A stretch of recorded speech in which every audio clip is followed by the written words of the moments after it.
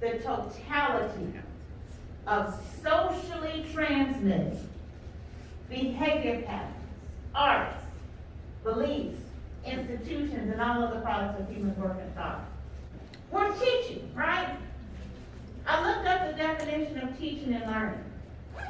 And when I looked at the definition of learning, it said learning is the evidence that teaching has occurred. If learning is not the direct outcome of this thing we call teaching, then we weren't teaching, we were talking. And they weren't learning, they were tolerating. Socially transmitted, the intent, the totality, meaning everything that you are, have been, or will be, is a direct result of what has been socially transmitted to you. Meaning some of the things you have learned, you will embrace and accept, that they will become a part of what you do, what you believe, how you behave. Some things you may have learned you will reject. Does that make sense to you? Some learning we will learn directly, direct instruction. Does that make sense? Socially transmitting to you directly. But it's a rude awakening as a parent when you realize you are not your only child's teacher. And some things they will learn indirectly. When I asked which words stood out, LaLinda said with such confidence and clarity, and I could hear her voice project from the back to the front. She said socially transmitted. Then had a definition for it. And what that tells me about LaLinda is she's the type of person when she uses her voice, she's not using it in a meek, I don't know what I'm talking about kind of a way.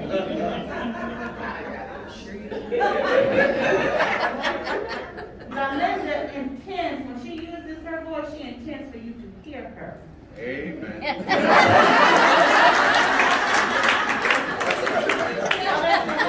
And what that also tells me about LaLinda, she's probably the kind of educator, because she's mastered that so well, she can teach other children how to use their voice with confidence and with clarity. And Trent, you did good too.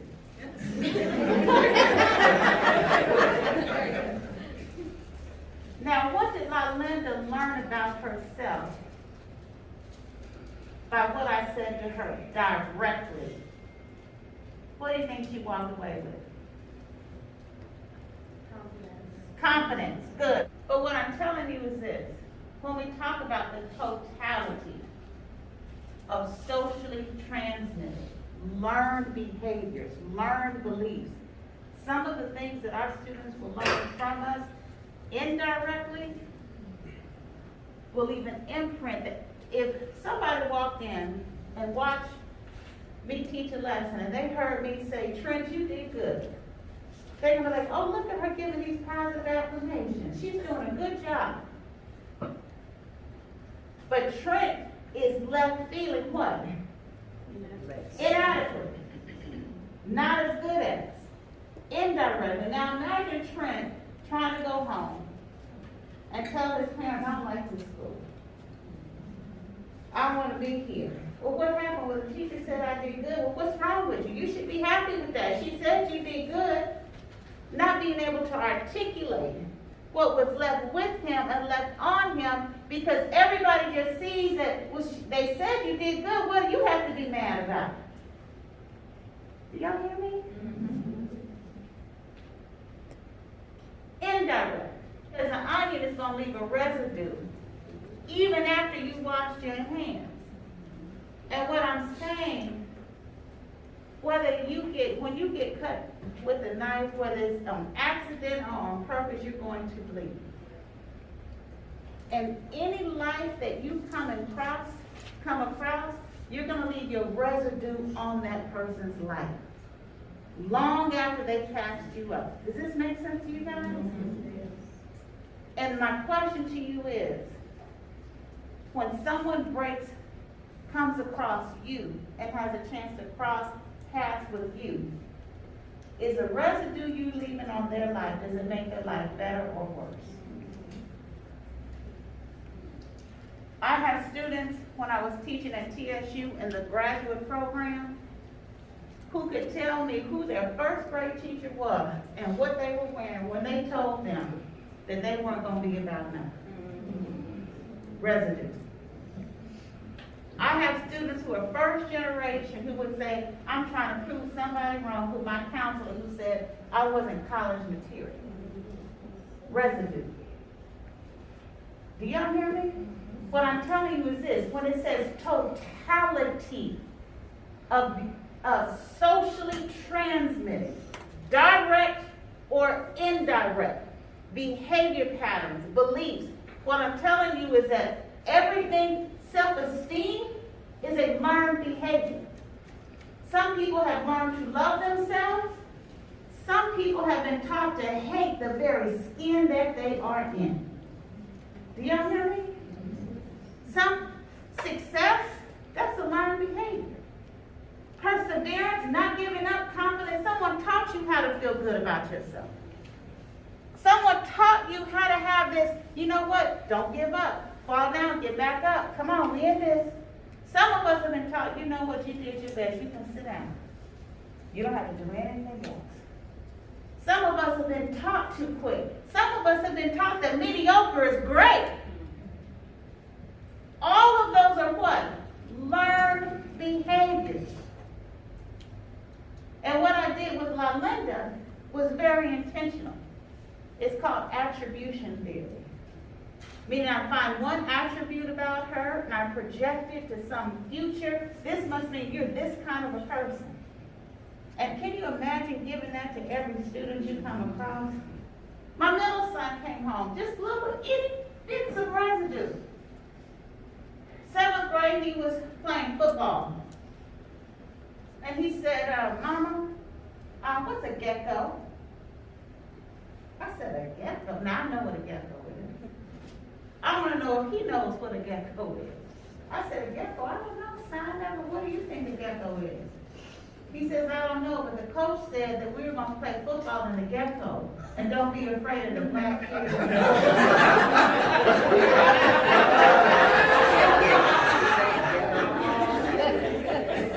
He didn't say gecko. He said what? Gecko. But what did my son learn indirect? Now, had he not thought that was a gecko, do you see what I'm saying? I never would have known.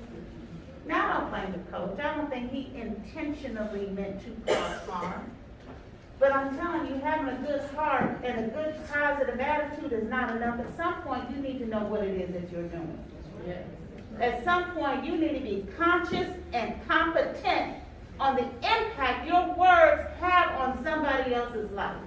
Now, I don't believe the coach meant any harm. I really don't. But it doesn't matter if you meant to cause harm or not. If you cut somebody, they are going to what? Believe. Being kind is not enough. You need to know what it is that you are doing, what you are saying, and the residue you are leaving on somebody's life directly or what? Indirectly. We ought to be impactful on purpose, not on accident. When our kids come in contact with us, they ought to walk away feeling more confident on purpose, and I meant for you to feel that way. Deficit mindset culture. Y'all, I was doing the same thing those other teachers were doing. The apple don't fall far from the tree. I know y'all never heard that in this day. Well, I just had his brother last year. Have you seen the home environment? I don't know what you're going to do with them. You might as well start the special ed paperwork right now. Y'all, shame on me. But once I knew better, guess what? I did better. I had to break. I couldn't change the poverty, who their parents were. I couldn't change their race. I couldn't change the language. But I could change what? Culture. So say this with me. Culture is not race. Get ready? On 3, 1, 2, 3. Culture is not race. You know what? Y'all better give it to me, Chilton. Loud. 1, 2, 3. Culture is not race. There you go.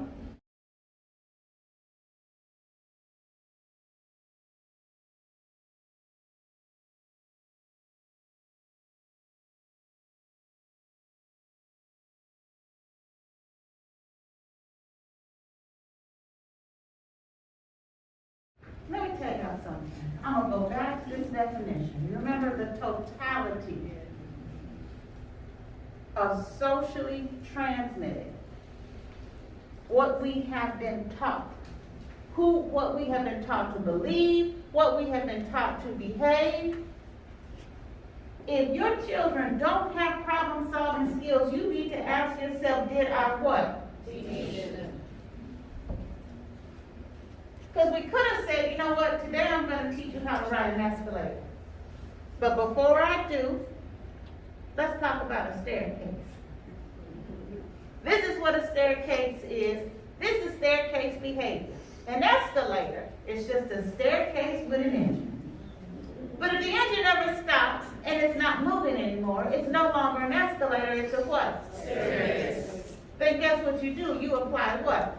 Staircase behavior. Someone taught them, don't worry, there's going to be somebody else to solve the problem for you, just wait. Do y'all hear me?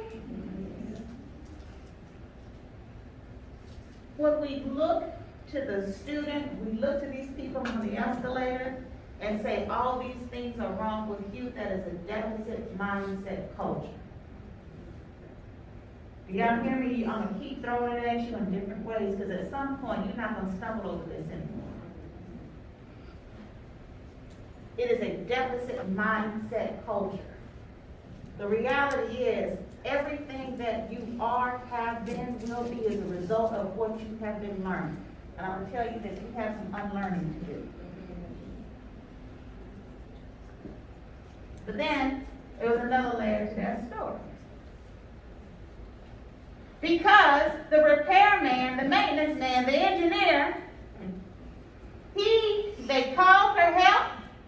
He had on his tool belt, his tool kit, all of his knowledge, experience, professional development, training, certification, degrees, bona fide, great attitude. Here I come. I'll be right there. I'll fix it in just a minute. The right attitude. But what happened? He got stuck. Why? Why did he get stuck?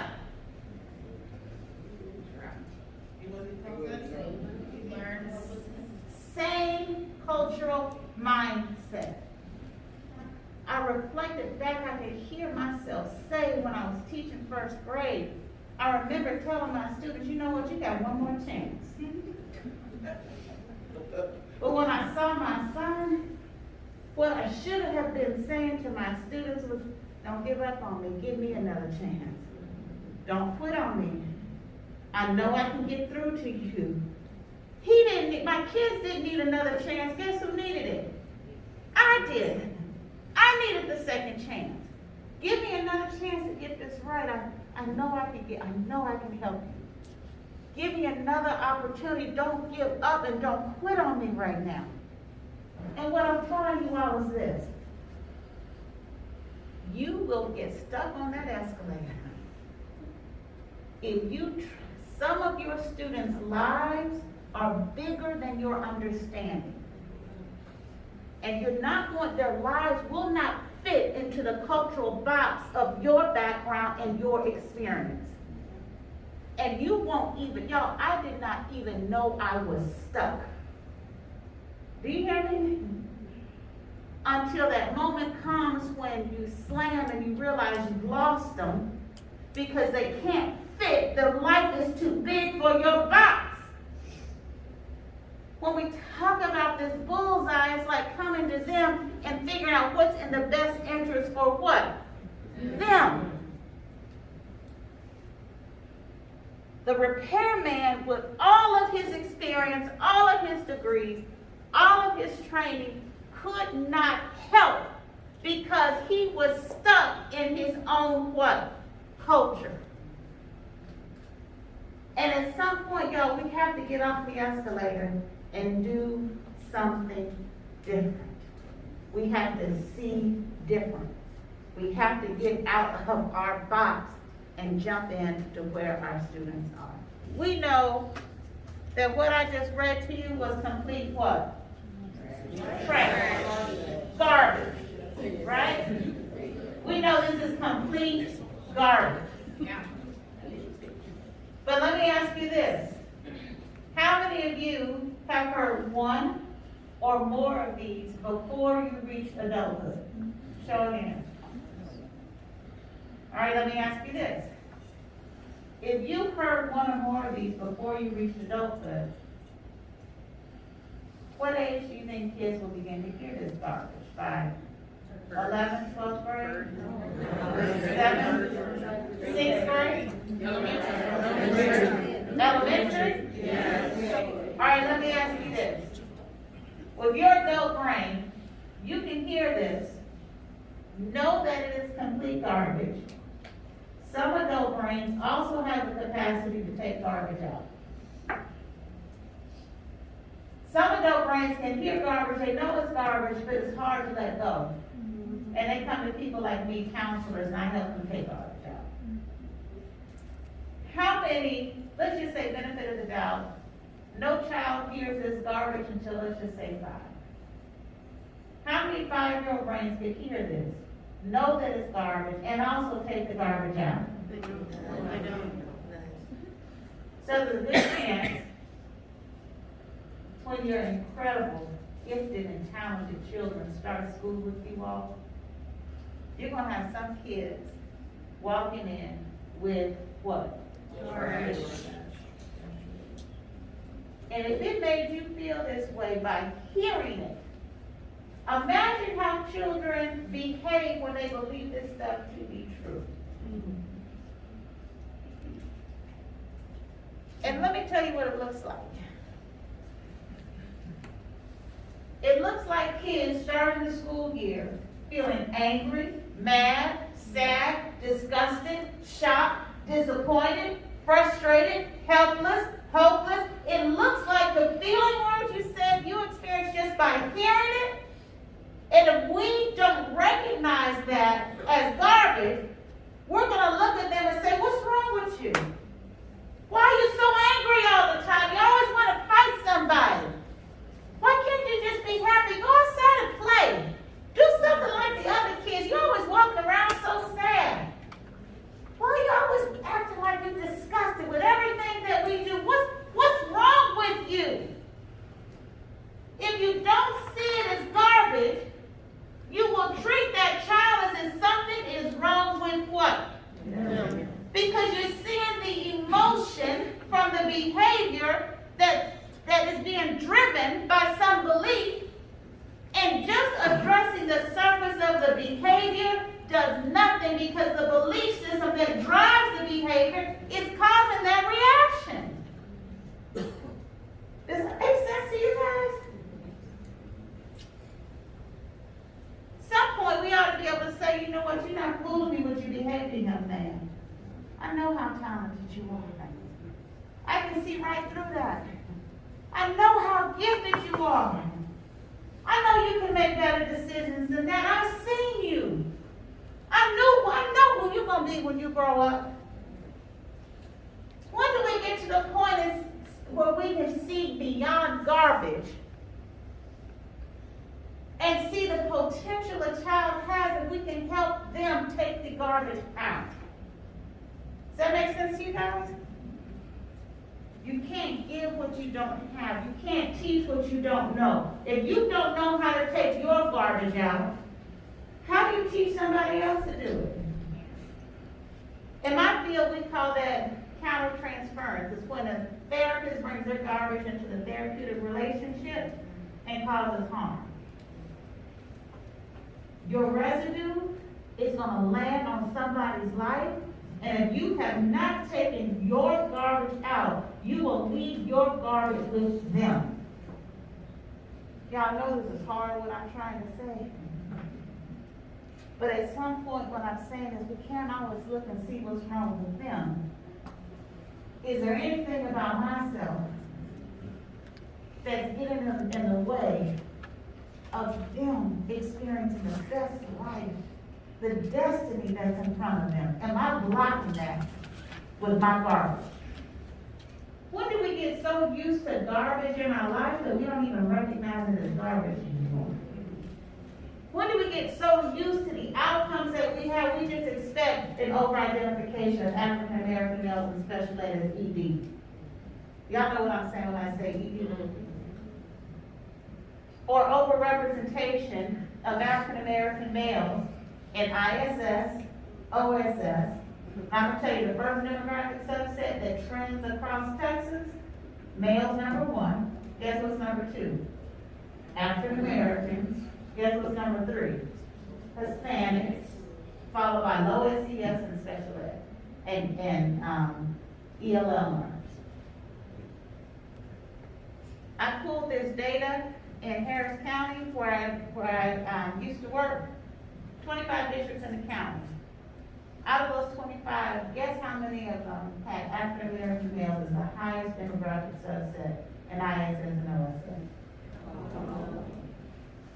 All of them. Y'all, some things ought to make you furious. And to me, it's like a cry for help. How do we help people create a different cultural mindset, a different belief set, different behavior patterns for African American what? Or low SES, or children where English is their second language? How do we do something different? I was young, I was a school counselor, and Albert was a big African American little boy, and when you touch him, you just sob. But he was a big boy. And when the kids teased him, guess what they called him? Fat Albert. And anytime somebody called him Fat Albert, he was ready to what? He was angry. He would fight. And so they kept sending him to me because the office couldn't stop him from fighting. But they were trying to treat the behavior, but not what was what? And so I sat with Albert. I'm like, Albert, what's going on? He said, the kids tease me and I'm tired of it. And they call me Fat Albert.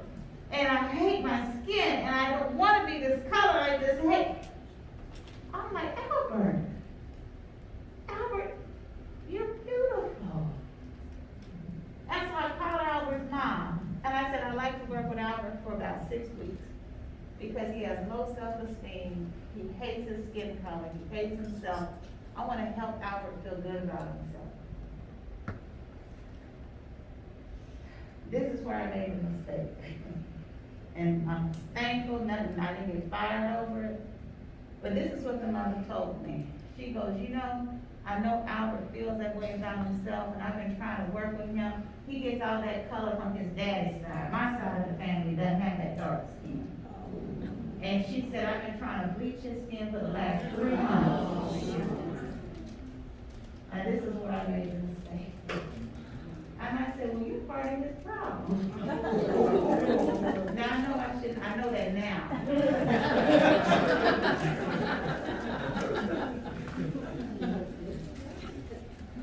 And I said, and I had to tell his mother, there's nothing wrong with stop bleaching his skin. There's nothing wrong with Albert.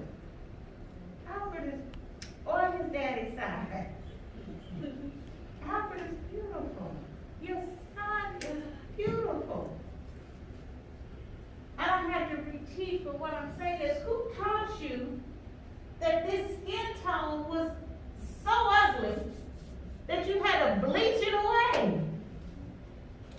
You all, the totality of socially transmitted, all of that was learned. Do you hear me? Learned behavior. Anger was interpreted as getting out the classroom, send him home, maybe he'll learn his lesson and he won't come to school angry anymore. Until the next child calls him what? You will behave based upon a belief set. I can scientifically prove to you capacity to learn. We can train lions and tigers and bears.